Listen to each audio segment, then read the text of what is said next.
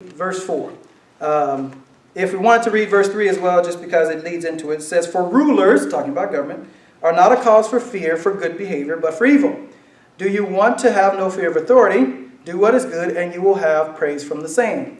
For it is a minister to God," talking about government, "it is a minister of God to you for good. But if you do what is evil, be afraid, for it does not bear the sword for nothing. For it is a minister of God," notice 2 times it says that there, "an avenger who brings wrath on the one who practices evil." So again, we're back to that reward evil and punish evil and reward good that God has for it. But notice, government has what the Bible calls the sword. The textbook calls it the coercive power of government. The way I phrase it, government is the one authority in society that has the one entity in society that has the legitimate authority to take your livelihood, even your life, for wrongdoing. Let me say that again in a slightly different way. Government has the authority to take your livelihood, even your life, if you do something that it does not want you to do, or doesn't do if you don't do something that it does want you to do. And I say that the second way because we have to be careful what it is that government chooses to do. Remember in the Biblical Origins of Government lecture, I talked about how God set government to reward evil punish evil and reward good. Well, if government picks something that's evil to reward instead of punish, and we Christians don't go along with it, government could literally take our livelihood away from us. It could even take our lives. It bears the sword. It has that coercive power. It has that authority. So even when and this is especially important, when the government starts getting involved economically and starts determining economic priorities, for example, and we're going to get to this later in the semester, if not next week, that Christians start providing services, especially in the wedding industry, to those who favor gay marriage, or who want to engage in a gay marriage. When the government says you must do that, Christians may very well lose their livelihood, in the sense that may choose to step out of that business, or be sued if they choose to stay in that business but not provide those services to those who want a homosexual marriage. So, a same-sex marriage. So, we have to be careful when we get government involved in an area, especially in an academic activity, but really in any activity, because it bears the sword. It can take our livelihood and our life if we do not go along with what it wants. Another concern that we need to have is that the government's interest is imperfect. And I know I'm running long in this video. I told you it'd be a long video, so you could have paused and actually should have paused before this slide. But nevertheless, let's go ahead and finish this up. Imperfect interest. And I'm going to take us to the second greatest commandment for this. All right, one more diagram. We're almost done. All right. What is the second greatest commandment? You know the first greatest commandment, thou shalt love the Lord thy God with all thy heart, with all thy mind, with all thy soul, with all thy strength.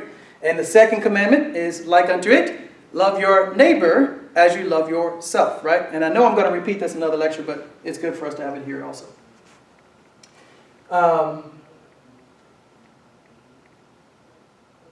So we have love here. And if I have this in the other lecture again, feel free to fast forward past that section. But we have love here, and we have 2 actors. We have self, and we have our neighbor, right? And we have love that is flowing in this equation between these actors. Now, in what direction is love flowing? Now, everybody will say love is flowing from self to neighbor. Everybody says it. I've never had anyone not get that part. Love is flowing from self to neighbor. It says, thou shalt love thy neighbor as I love thyself. Love flows from self to neighbor. There's a second direction that love flows here. What is that second direction? Pause the video until you can think about it. Most people will say neighbor to self. I would say that's not what the verse says. Let's say the verse again. Thou shalt love thy neighbor as thy love thyself. Self, exactly.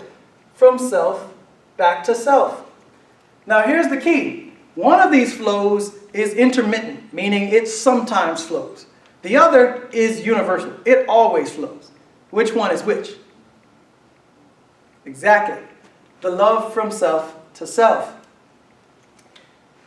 we always love ourselves.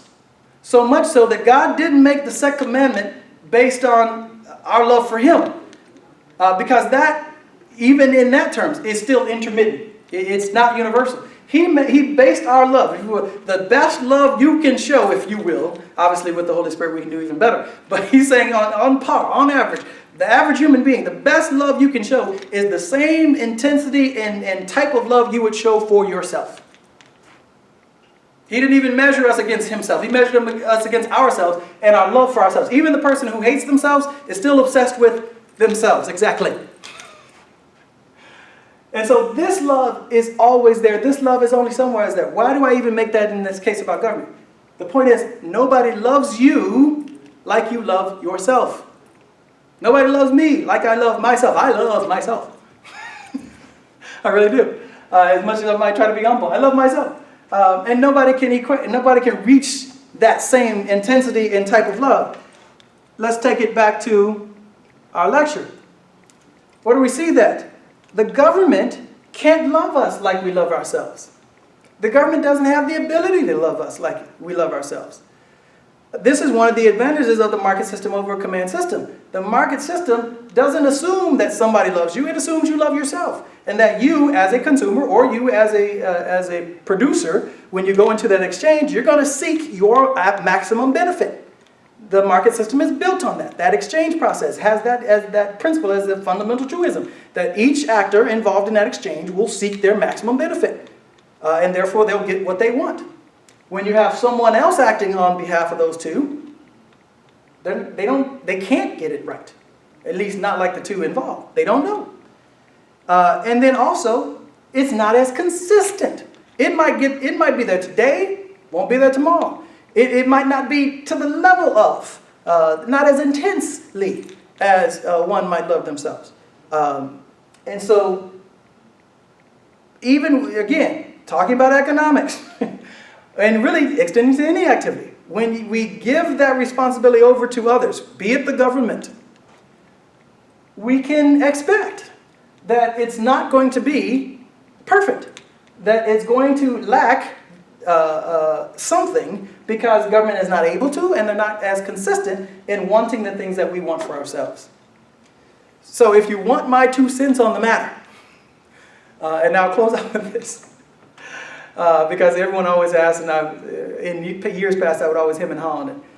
I believe that the Bible argues for a market system. A free system where people can largely engage in their own or seek out their own welfare. Now you say, what about the inequitable incomes? I don't think that God set up an order where everyone would be equal, not by and large. Even in the Israelite days, God set up a provision for the poor because people make bad decisions, sin, and because bad stuff happens to people. It just does. You have the story of Ruth in the book of Ruth with Naomi. The tragedy of her husbands and sons dying. Stuff happens. And so God made provision for that. He didn't automatically mandate equality for everyone. So I don't think that's a biblical goal, if you will. But he does give us freedom. He gave it in the garden. He continues throughout the scriptures to give us that choice. I think it's best to have that in our system. And I think our system, like I just pointed out, no one loves you like you love yourself. Individuals set to seek their own benefit largely will achieve it, or at least will advocate for it well, consistently, and get it right, what they want for themselves. They'll get it right. So that's what I argue. I argue that the Bible would have a market system, economically and even socially. And I'm going to go into that more, I know, in the lecture to come, but what more can we do? And in that lecture, I'll talk about, I think that's going to be 2 weeks from now, where I talk specifically about that philanthropy. What can we do to meet the needs of those who are hurting? Because God has a word for that as well. Thank you.